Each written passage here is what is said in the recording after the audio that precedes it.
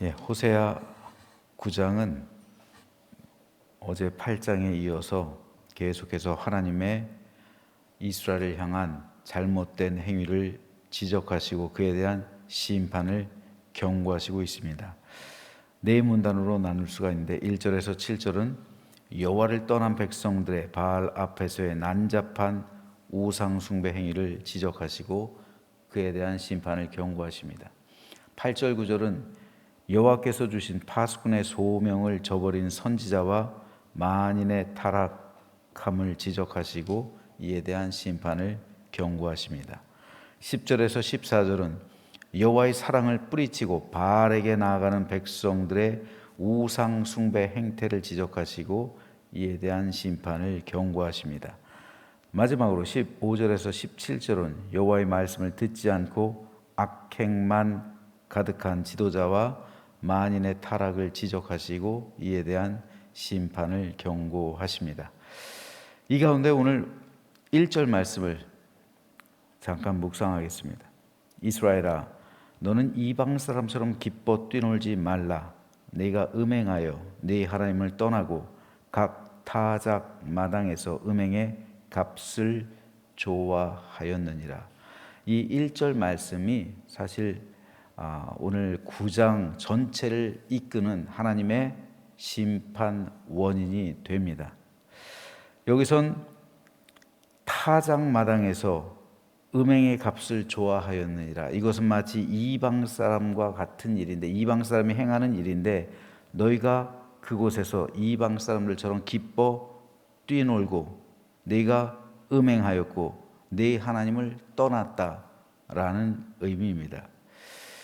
이것을 이해하기 위해서 먼저 이스라엘 민족이 가나안 땅에 들어왔을 당시 상황을 좀 살펴봐야 합니다. 가나안 지역은 다신교의 지역이에요. 그러나 여호와 하나님은 유일신입니다. 유일신이고 광야에서 인도해 주셨던 하나님이죠. 그래서 가나안 땅까지 인도해 주시는 거예요. 그런데 하나님께서 이 가나안 땅에 들어가면 7 족속을 반드시 진멸하라고 말씀하셨어요. 그들을 다 죽이라는 거예요. 왜 그러셨을까? 왜 하나님께서는 그토록 잔인한 명령을 내리셨을까? 오늘 본문을 살펴보다 보면 그에 관한 이유를 알게 돼요. 그러나 결국 이스라엘 민족은 그걸 해내지 않았어요. 그러지 않았어요. 그런데 가나안 지역은 기본적으로 다신교의 지역이에요. 신이 한 명만 있는 게 아니에요. 바알도 섬기고 아세라도 섬기고 다곤도 섬기고 수많은 신들을 섬겼단 말이죠. 베엘제붑도 섬기고 암몬 사람들의 그 신도 섬기고 수많은 신들을 섬겼어요.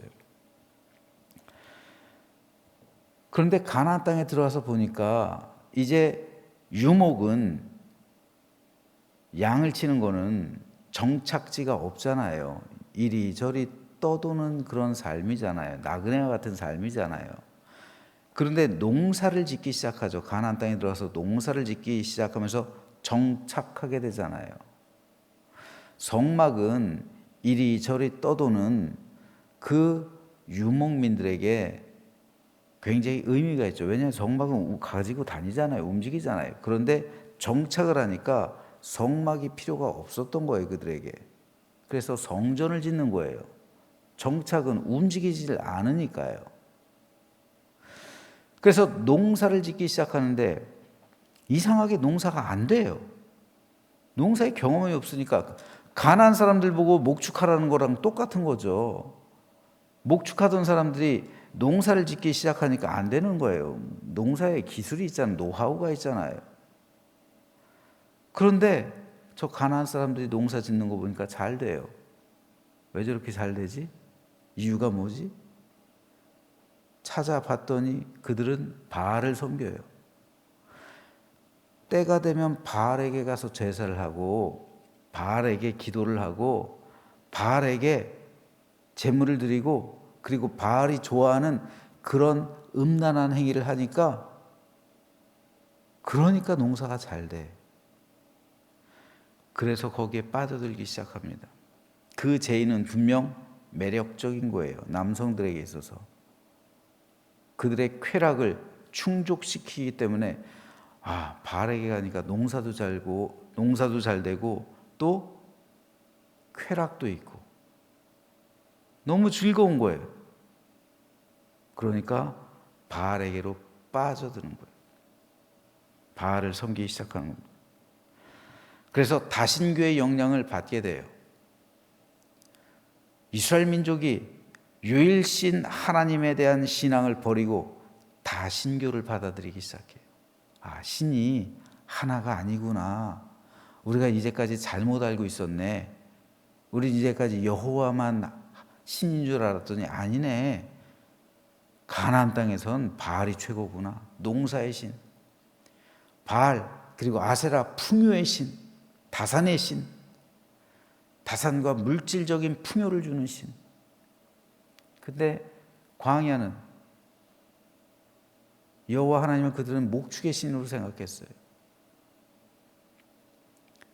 그래서 하나님은 여호와 하나님께서는 하나님과 동행 그리고 샬롬의 은총을 주신다고 약속하셨는데 이거 별로예요. 이게 가나안 땅에 왔으니까 농사의 신인 바알 그리고 아세라 섬기면서 다산 세속에서의 번영 그리고 물질적 풍요 이거를 좀 우리가 누려야지. 그래서 죄다 농사의 신인 바알을 섬기기 시작하는 거예요. 다신교의 영향을 받은 거예요. 그렇다고 해서 이 사람들이 여호와 하나님을 안 섬긴 게 아니에요. 섬겼어요. 다신교라니까요. 유일신이 아니라 모든 신들 다신이 있었다는 것을 인정하고 그리고 그 영향을 받았던 겁니다. 1절 말씀 다시 한번 보면요. 1절에서 이방 사람처럼 기뻐 뛰놀지 말라 라는 이 말은 바알에게 가서 풍요를 기원한 것과 관련이 있습니다. 즉 그들은 타작마당에서 그리고 술틀에서 다 추수 때죠. 바알 신에게 추수한 재물을 가지고 풍요 제의를 드렸는데 이러한 제의의 절정에 술 취함 그리고 방탕한 집단 성적 음행이 있었단 말입니다. 그런데 이스라엘 민족은 제사장 나라를 이루기 위해 하나님께 선택받은 민족, 선민이에요. 그런데 그런 그들이 여호와 하나님께서 명령하신 율법을 버리고 바알이란 우상을 섬기고 방탕한 제사를 드리며 술과 음란에 쩌드는 그런 생활을 하고 있었던 겁니다. 바알 신전에는 신전 창녀들이 있어요. 심지어는 미동들이 있어요. 예쁘게 생긴 아동들이 있었단 말이에요. 심지어는 아동들하고도 성적인 관계를 가졌다고요. 그들은 여호와 하나님께서는 광야에서나 힘을 쓰지 농사를 짓는 데는 비를 주관하는 신인 바알이 최고다. 바알에게 가서 제사를 드리고 그리고 육신의 쾌락도 즐기자. 이런 겁니다. 이들이 이런 생각을 하게 된 결정적인 이유는 물질적인 풍요 그리고 세상에서의 번영 때문이었습니다. 즉 그들이 추구하는 가치는 이방인이 추구하는 가치와 다를 바 없는 세속적인 것이었습니다. 그러나 원래는 그렇지 않았어요. 제사장 나라의 백성이 추구하는 가치는 세속적인 것이 아니었다는 말입니다. 제사장 나라를 살아가는 백성은 하나님 나라와 그 의를 구하며 하나님의 영광을 최고의 가치로 여겼습니다. 그래서 하나님께서 주시는 샬롬으로 기뻐하고 하나님 안에서 즐거워하고 그분이 주는 복과 은혜를 누리며 살아가는 것이 그들 삶에 있어서 최고의 가치이자 삶의 목적이자 걸어가야 할 목표였습니다. 그런데 가나안 땅에서 세속에 오염되다 보니까 그들의 가치관과 삶의 목표가 변질된 거예요. 왜 하나님께서 가나안 땅의 7 족속을 진멸하라고 말씀하셨을까요? 바로 이런 일들 때문입니다. 그들이 하나님의 백성의 믿음을 더럽혀서 세속의 가치관을 심어주고 이스라엘 백성의 믿음을 오염시키고 타락시킬 것을 아셨기 때문에 그들을 진멸하라 말씀하셨던 겁니다. 하지만 그들은 하나님의 말씀에 순종하지 않았고 결국 그들로 인해 타락하게 돼요.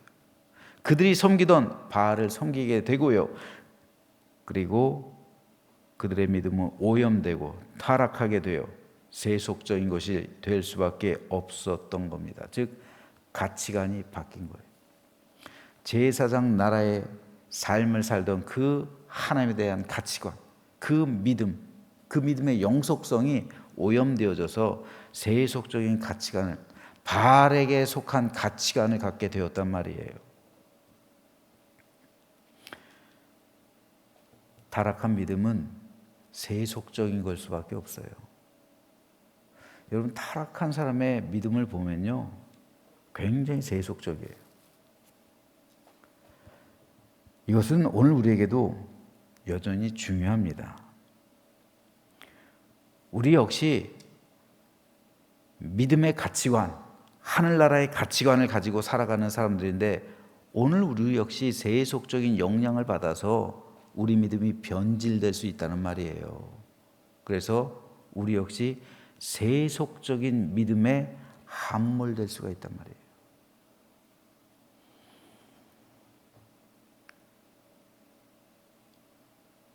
우리의 가치관은 세상 사람과는 다른 거예요. 우리가 하나님 나라의 백성이잖아요. 우린 천국 시민이잖아요. 그러므로 우리의 가치관은 천국에 속한 거예요. 하늘에 속한 겁니다. 우리가 예수 그리스도의 십자가 보혈로 죄 씻음 받고 구원받아 하나님의 백성이 되었기 때문에, 하나님의 자녀로 다시 태어났기 때문에 하나님 나라에 속해 있잖아요. 그러므로 우리는 그 하나님 나라에 속한 하나님 나라의 가치관을 가지고 살아가야 한다는 겁니다. 우리의 가치관은 분명 세상 사람과는 달라야 하는 거예요. 세상 사람들의 가치관, 그 삶의 목표가 이 땅이잖아요. 세상 사람들이 이 땅이 삶의 목표예요. 이 땅에서 번영하고 풍요롭게 사는 것을 목적으로 인생을 살아갑니다. 하지만 우리 그리스도인들이 이 땅이 아니잖아요. 하늘이잖아요. 우리 삶의 목표는 하늘나라입니다. 우리 삶의 목적과 가치관은 하나님 나라의 백성으로서 하나님 나라와 그 의를 이 땅 가운데 실현하는 것이고, 하나님의 영광이 내 삶을 통해 드러나는 거예요. 이를 위해 우리는 성령으로 충만해야 하고, 하나님의 샬롬의 은혜가 내 안에 강같이 흘러야 하고, 주님께서 주시는 평강과 기쁨이 내 속에서 끊임없이 솟아나는 생수가 되어야 하는 겁니다. 우리는 이걸로 사는 거예요.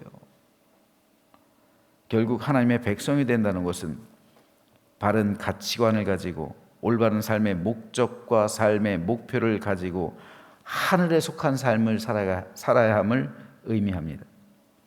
그래서 바울은 이에 대해서 이렇게 고백을 합니다. 형제들아, 나는 아직 내가 잡은 줄로 여기지 아니하고 오직 한 일, 즉 뒤에 있는 것은 잊어버리고 앞에 있는 것을 잡으려고 표대를 향하여 그리스도 예수 안에서 하나님이 위에서 부르신 부름의 상을 위하여 달려가노라. 바울의 가치관, 바울의 소망, 바울의 인생의 목적과 목표, 하늘이었다고요. 하나님이 위에서 부르신 부름의 상, 그 부름의 상이 바울의 인생의 목적이자 목표였다고요. 이 표대를 향해서, 그래서 바울은 달려갔던 거예요. 그리고 바울은 그의 마지막 서신인 디모데 후서에서 이렇게 표대를 향하여 달려갔던 자신의 일생을 마무리하면서 이렇게 고백합니다. 전제와 같이, 전제는 포도주예요. 하나님께 초막절 때 포도주를 부어 드렸어요. 감사의 의미로. 이게 전제예요. 포도주를 부어 드리는 제사, 이게 전제인데, 전제와 같이 내가 벌써 부어졌다. 나의 삶을 완성했다는 거예요. 포도주는 추수한 거죠. 포도를 추수해 가지고 그 첫 열매를 포도주로 만들어서 하나님께 드리는 거, 이게 전제예요. 나의 인생도 이 마치 포도주처럼 수확이 됐다는 거예요. 내 인생 통틀어 이제 나를 수확했다는 거예요. 나를 하나님께 드리는 거예요. 전제와 같이 내가 이제 부어졌다. 내 인생 완성했다는 거예요. 추수했다는 거예요. 추수할 때가 다 됐다는 거예요. 그리고 추수해서 하나님께 드린다는 거예요. 전제와 같이 내가 벌써 부어지고 나의 떠날 시각이 가까웠도다. 나는 선한 싸움을 싸우고 나의 달려갈 길을 마치고 믿음을 지켰으니 이제 후로는 나를 위하여 의의 면류관이 예비되었으므로 주 곧 의로우신 재판장이 그날에 내게 주실 것이며 내게만 아니라 주의 나타나심을 사모하는 모든 자의 계도니라. 표대를 향하여 바울은 일생길을 달려왔죠. 그 목적을 향해, 그 목표를 향해 달려왔어요. 그리고 지금 마지막, 이제 나를 위하여 의의 면류관이 예비되었다. 확신하는 거예요, 바울은. 이게 바울의 가치관, 바울의 삶의 목적이자 목표였던 겁니다. 그리고 바울은 말합니다.